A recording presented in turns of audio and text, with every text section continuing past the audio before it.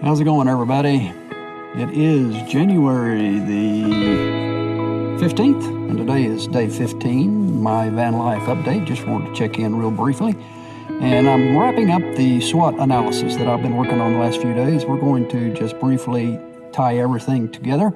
Now that I've looked at my strengths, my weaknesses, the opportunities, and the threats, I'm going to try to bring it all together. And I think the easiest way to do this is just read you some stuff that I got in my notes. What I did was I made a PDF file of all of my notes from the week, from all four areas, the strengths, weaknesses, opportunities, and threats. And I put all those documents together and made a PDF file.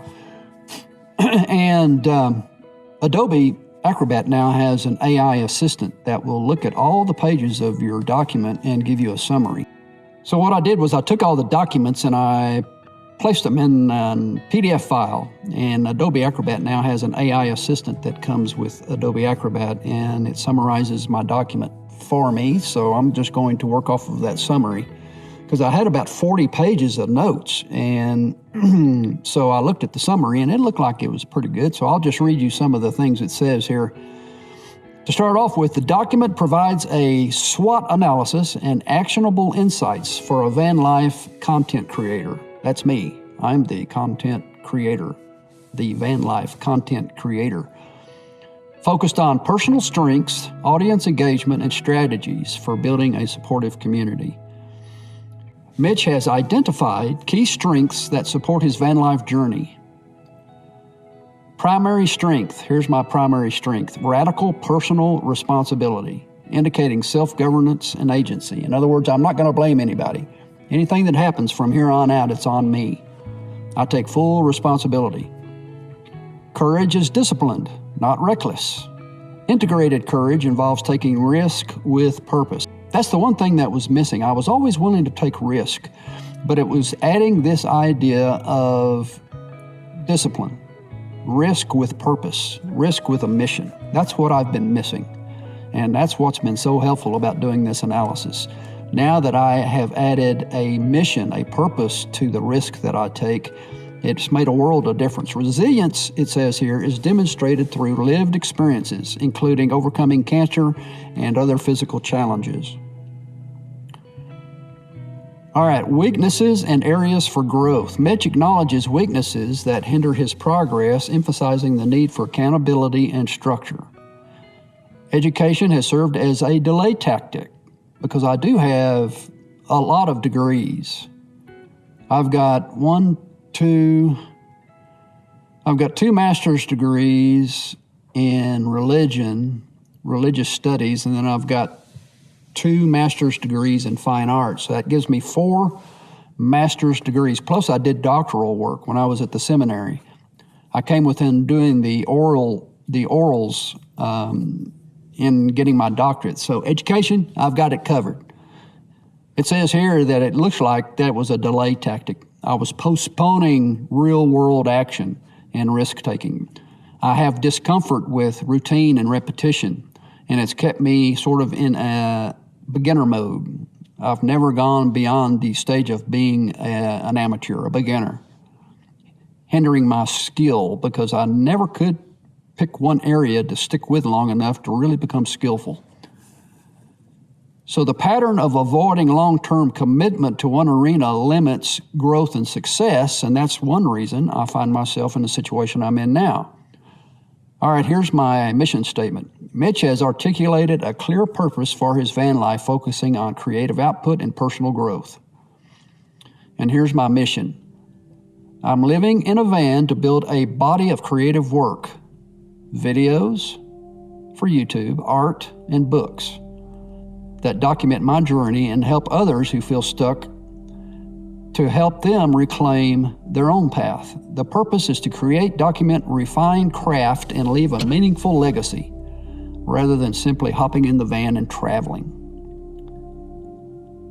The van will serve as a mobile creative studio, providing structure and accountability for his artistic endeavors. The journey is not about escaping life, but taking responsibility for it. which is a rare and meaningful approach. It says here that Mitch identifies a fear of being judged in an uncontrolled environment rather than the fear of visibility.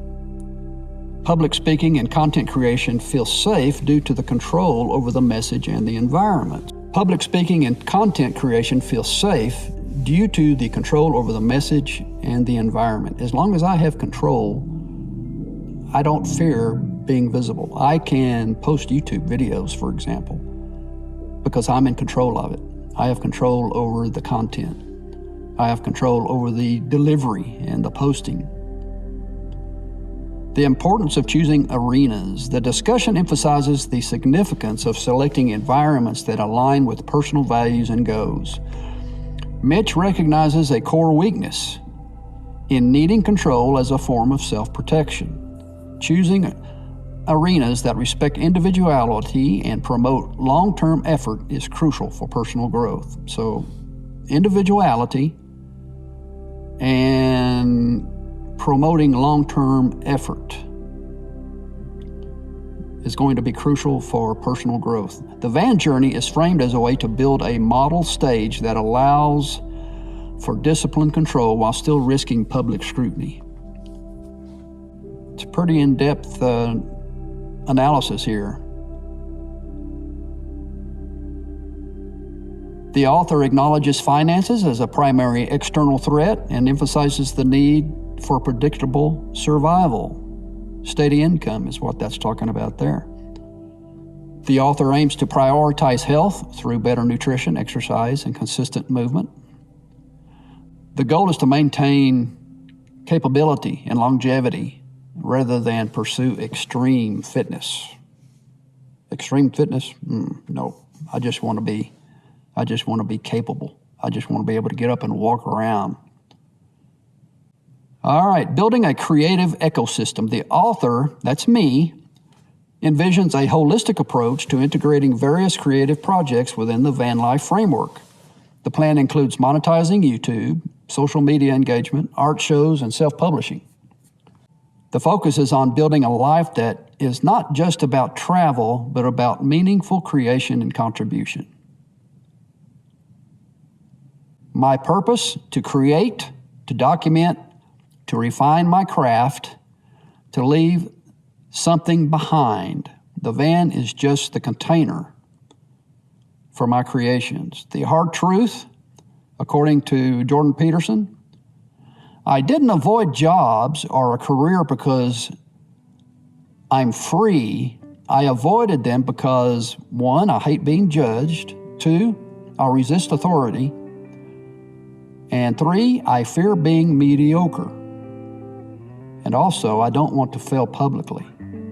That's why I have to have control over my scene.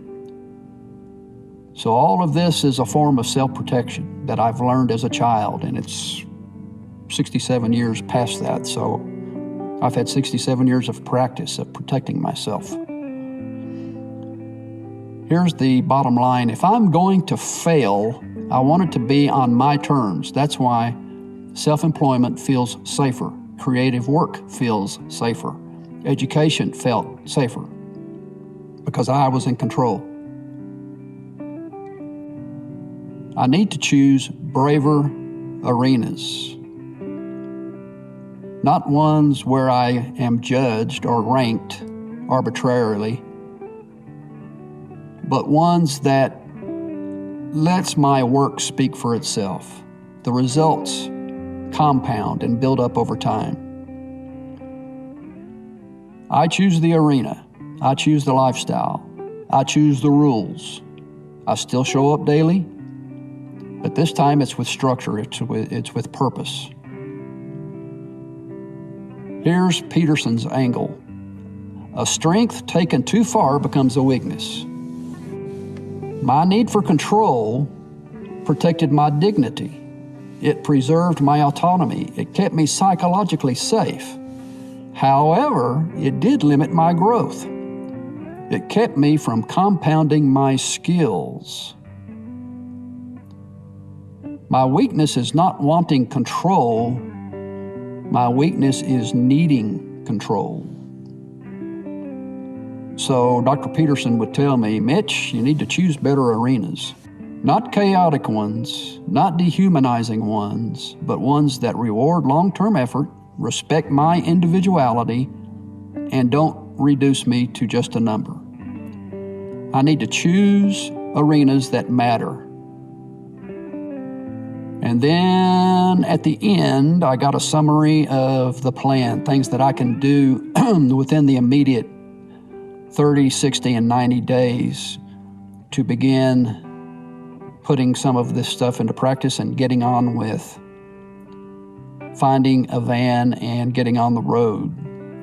So I've got a plan, a 30, 60, 90-day plan based on this analysis. So there you have it, in a nutshell.